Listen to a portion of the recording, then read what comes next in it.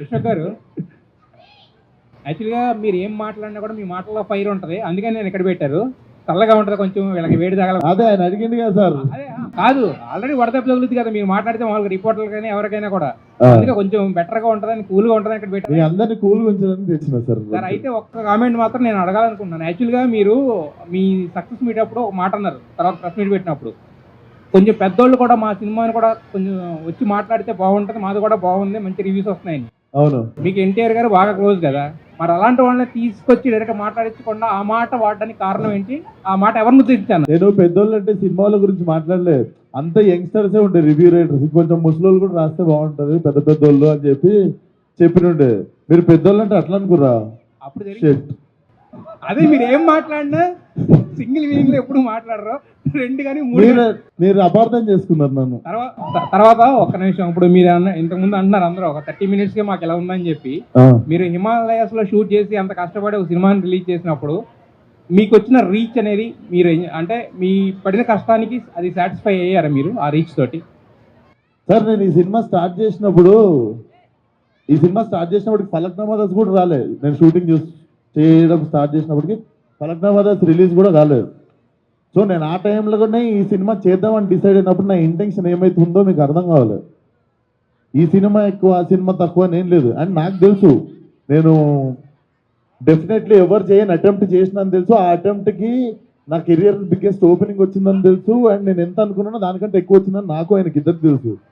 So in fact I thank audience.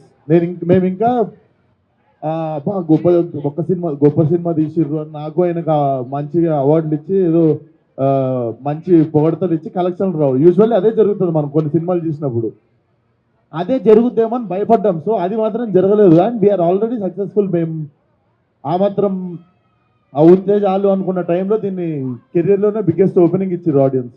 మీరు చూస్తే entertainment ఉండదు దీంట్లో. ఎంటర్టైన్మెంట్ అంటే మనం మాట్లాడుకునే కమర్షియల్ ఎంటర్టైన్మెంట్, డాన్స్ కావచ్చు, రొమాన్స్ కావచ్చు, ఐటమ్ సాంగ్ కావచ్చు, ఫైట్లు కావచ్చు, ఇవేవి లేకుండా నేను అచీవ్ చేసింది చాలా పెద్దది అనుకుంటున్నాను నేను. అది మీకు కూడా తెలుసు. ఎన్టీఆర్ గారు ఈ సినిమా చూసారా? గామి చూసారా? ఎన్టీఆర్ ఇంకా చూడలేదు. సార్ నెక్స్ట్ విజయ్ గారు.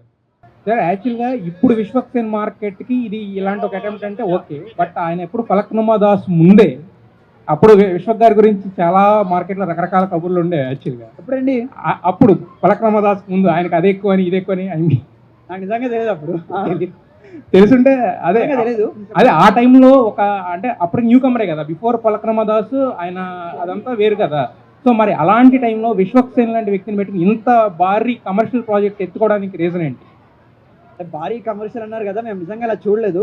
మాకు చిన్న పెద్ద ఆ లెక్కలు ఏమీ లేకుండా ఏ సినిమా అయితే మేము చూడాలనుకున్నామో అది చేసుకున్నాం. సో మీరు అన్న లెక్కలు, ఆ క్యాలిక్యులేషన్స్ అవన్నీ నిజంగా అప్పుడు లేవు, ఇప్పుడు వస్తాయి ఎలాగైనా. సో అయితే హిమాలయాల్లో అంటే నాకు సినిమా ఫస్ట్ చూసిన తర్వాత నాకు అనిపించింది ఏంటంటే, ఎవరన్నా హిమాలయాల్లో జస్ట్ పడితేనే మీరు చూపించిన లోయలు అయ్యి చాలా పెద్ద పెద్దగా అసలు గల్లంతా అయిపోయేలాగా ఉన్నాయి. కానీ 2 సార్లు పడ్డారు. ఒకసారి ఏమో వాళ్ళందరూ వచ్చి సేవ్ చేశారు, బాగానే ఉంది. రెండోసారి పడినప్పుడు ఏమో ఇంకా అసలు కనీసం చిన్న దెబ్బ కూడా తగ్గలేదు ఆయనకి అనేది కొంచెం మాకు అనిపించింది. సో దాని గురించి మీరు ఏమంటారు? ఓకే, మీరు రేపు కథ పట్టుకుని నా ఇంటికి రండి, ఏదన్నా అర్థమైందా? నీ కథలు ఎంత లాజికుందో నేను చూస్తా. లాస్ట్. సో మీరు చనిపోయారు అనుకుంటున్నారా, బతికారు అనుకుంటున్నారా? అయితే ఏది ఎండింగ్కి బతికారు కదా ఆల్రెడీ. I you sure? ఇంకా గామి 2 ఏమైనా ఉందా? లేదు కదా. మీకు అర్థం కాలే? ఏది అది అర్థమైంది, బతికే ఉన్నారు కదా. అర్థమైతే ఎందుకు అడుగుతారు? లాస్ట్ బతికే ఉన్నారు కదా. అది అర్థం అనుకురా మీరు? అది కాదు, అది ఒక్కసారి. అయితే యాక్చువల్గా కేర్ ఆఫ్ కంచర్ పాలెం కానీ కానీ 2 సినిమాలు కూడా ఇలాంటి ఒక జోల్ట్, అంటే ఒకే వ్యక్తి జర్నీని ఫేజులు కింద చూపించి లాస్ట్లో ఒకటని చెప్పి ఒక దీని మీదే రన్ అయింది ఇది కూడా. దానివల్ల మీరు అనుకున్న జోల్ట్ ఏదైతే ఉందో, అంటే విపరీతంగా పెరాల్సిన జోల్ట్, అది అంతకుముందు ఆల్రెడీ వచ్చింది కాబట్టి అది కొంచెం ఎక్కడన్నా డైల్యూట్ అయిందని అనిపించిందా మీకు? ఒకే మనిషి జీవితంలో పేజెస్ అనే కాన్సెప్ట్ అంటే మా జోల్ట్ అది కాదండి, మా హై. యాక్చువల్లీ ఈ క్యారెక్టర్కి మనిషి స్పర్శ లేదు. ఆ స్పర్శ తగిలినప్పుడు రావాల్సిన జోల్ట్ నాకు ఇంపార్టెంట్, నాకు అదే వచ్చింది. మిగతాది దట్ ఇస్ ఆల్. అది 100 ఏళ్ళ తెలుగు సినీ చరిత్రలో ఎంతమందో చేశారు అవన్నీ రకరకాలుగా. మీరు అన్న సినిమాలు కాకుండా ఇంకా 5-6 సినిమాల పేరు చెప్తాను నేను మీకు. బట్ అది ఇంపార్టెంట్ కాదు జోల్ట్ అన్నది. కానీ ఎప్పుడైతే టచ్ చేశాడో అది జోల్ట్, అది ఐ థింక్ నాకు వచ్చింది, నాకు అది important. So yeah. Okay last Vishwakarma. Question sir personal interview పెట్టుకుందాం సార్. ఈయన మీకే అయిపోయింది 20 నిమిషాలు. విశ్వకన్న హ? రేపు